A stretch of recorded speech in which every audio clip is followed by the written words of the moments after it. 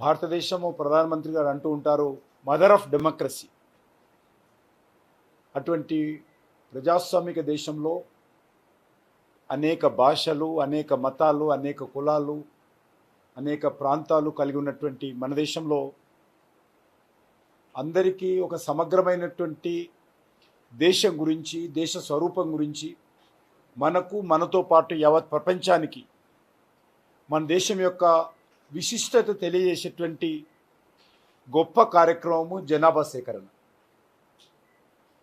ఈ జనాభా సేకరణ ద్వారానే భారతదేశం యొక్క పూర్తిగా మరి ఎన్ని భాషలు ఉన్నాయి, ఎన్ని రకాల మరి జీవన విధానాలు ఉన్నాయి, అన్ని వివరాలు కూడా ప్రపంచ చిత్రపటంలో మనం ఆవిష్కరించడానికి అవసరం ఉంటుంది.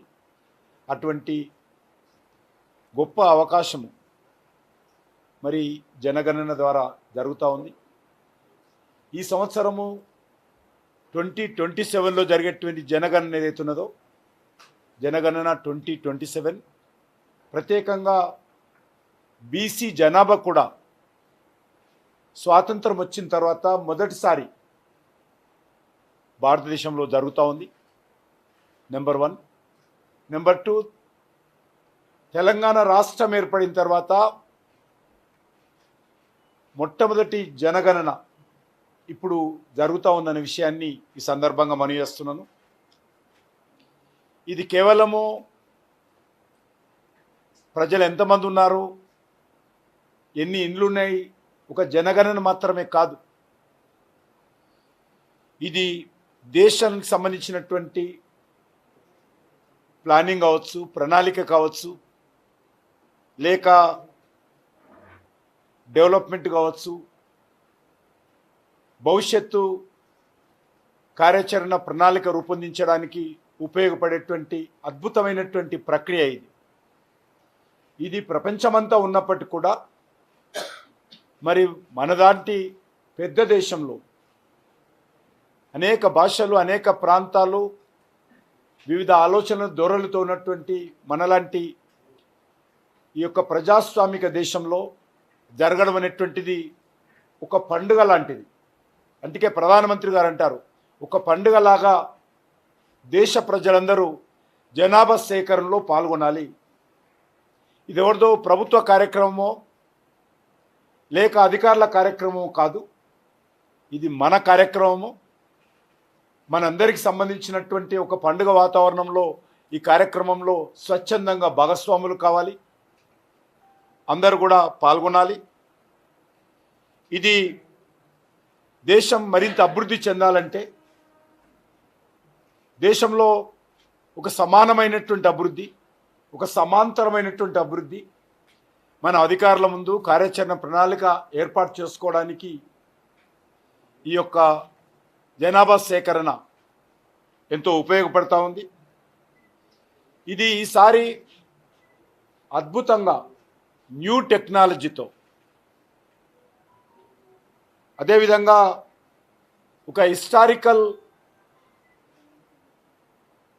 రూపకల్పన చేసే విధంగా ఈ యొక్క జనాభా సేకరణ ఉంటుంది. ఇది ముందుగా మనకందరికీ తెలుసు, అధికారి గారు చెప్పినట్టు ముందు ఇండ్లకు సంబంధించినటువంటి సెన్సస్ జరుగుతూ ఉంది. కాబట్టి మాకు ఇల్లు ఉందని చెప్తేనో, మా ఇంట్లో ఏసీ ఉందని చెప్తేనో, మాకేదైనా పథకాలు రావేమో, సంక్షేమ పథకాలు మాకు కట్ అవుతావేమో అని ఎవ్వరు కూడా భయపడాల్సినటువంటి అవసరం లేదు. ఇక్కడ చూపించేటువంటి, ఇక్కడ మీరు తెలియజేసేటువంటి ఏదైనా కూడా వాస్తవాలు తెలియజేయండి. మనకు ఎంతో ఉపయోగపడుతుంది ఓవరాల్గా ఇండియాకు, మన హైదరాబాద్ నగరానికి, మన తెలంగాణకు. కాబట్టి ఇక్కడ ఉండేటువంటి మీరు ప్రకటించేటువంటి ఏ వివరాలైనా కూడా, మీరు అందించేటువంటి ఏ వివరాలైనప్పుడు కూడా ప్రభుత్వం అమలు చేసేటువంటి వ్యక్తిగత సంక్షేమ కార్యక్రమానికి ఏ రకమైనటువంటి ఇబ్బంది ఉండదు. ఓవరాల్గా పాలసీ మేకింగ్ ఉపయోగపడుతుంది. కాబట్టి కిషన్ రెడ్డికి ఇల్లుందా లేదా, ఉంటే ఆయన ఏదైనా వెల్ఫేర్ యాక్టివిటీ అర్హుడా కదా, అనేటువంటి విషయము ఎక్కడ కూడా చర్చకు రాదు, ఎక్కడ కూడా పరిగణలోకి తీసుకోరు. కాబట్టి అందరూ కూడా ధైర్యంతో వివరాలు ఇవ్వాల్సిందిగా నేను కోరుకుంటున్నాను. అంతేకాకుండా ఇది పూర్తి స్థాయిలో దేశవ్యాప్తంగా దేశం యొక్క ఆర్థిక అవగాహన చేసుకోవడానికి, ఆవిష్కరించుకోవడానికి ఉపయోగపడేటువంటి విషయాలు. ఇది పట్టణాలు ఏ రకంగా ఉన్నాయి, పట్టణాల్లో భవిష్యత్తులో ఏ రకమైనటువంటి ప్రణాళిక రూపొందించాలి, గ్రామాలు ఏ రకంగా ఉన్నాయి, గ్రామాల్లో ఏ రకమైనటువంటి ప్రణాళికలు రూపొందించుకోవాలి, వివిధ వృత్తులు ఏ రకంగా ఉన్నాయి, ఇప్పుడు ఎంతమంది ఏ వృత్తుల్లో పనిచేస్తున్నారు, ఆ వృత్తుల ఆధారంగా ప్రభుత్వాల పరంగా ఏ రకమైనటువంటి ప్రణాళికలు భవిష్యత్తులో మనము మరి రూపకల్పన చేసుకొని వాళ్ళ సంక్షేమం కోసం ముందుకెళ్ళాలి అనేటువంటిది చాలా ఇది ఉపయోగపడుతుంది. కాబట్టి ఈ విషయంలో అందరూ ఆలోచన చేయాలి. అందరి లక్ష్యమే స్పష్టం. మనము టార్గెట్ పెట్టుకుంటున్నాం, వచ్చేటువంటి 2047లో భారతదేశానికి స్వాతంత్రం వచ్చి 100 సంవత్సరాలు జరుగుతుంది. ఆ 100 సంవత్సరాల పండుగ వరకు మన దేశం ఒక డెవలప్డ్ కంట్రీగా, ఒక అభివృద్ధి చెందిన దేశంగా, ఒక వికసిత్ భారత్గా భారతదేశం రావాలని కోరుకుంటున్నాం.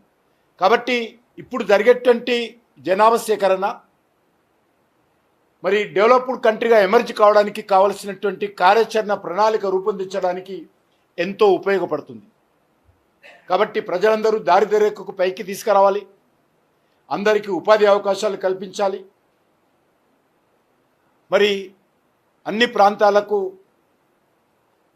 ఇన్ఫ్రాస్ట్రక్చర్ యాక్టివిటీ డెవలప్మెంట్ చేయాలి, అన్ని వృత్తులను వాళ్ళు ఎంచుకున్నటువంటి వాళ్ళు పనిచేస్తున్నటువంటి వృత్తులకు ప్రోత్సహించాలి ప్రభుత్వాల తరఫున, సమాజం తరఫున. వాటన్నిటికి కూడా ఇది ఒక మైలురాయిగా నిలవబోతుంది. కాబట్టి ఇది దృష్టిలో పెట్టుకోవాలి.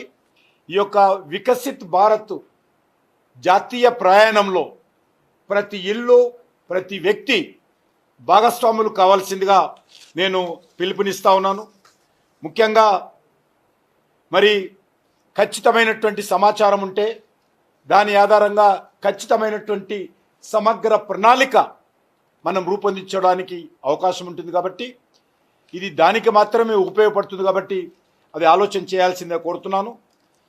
మన జనగణన ఏదైతున్నదో ఇది మన కోసం, మన దేశం కోసం, మన జనగణన మన దేశ అభివృద్ధి కోసం, మన జనగణన మన సంక్షేమం కోసం, మన జనగణన మన యొక్క దేశం యొక్క గౌరవం కోసం ఉపయోగపడుతుంది. కాబట్టి ఇది మన జనగణన, మనందరం పాల్గొనాల్సిందిగా నేను అందరికీ ఆహ్వానిస్తున్నాను.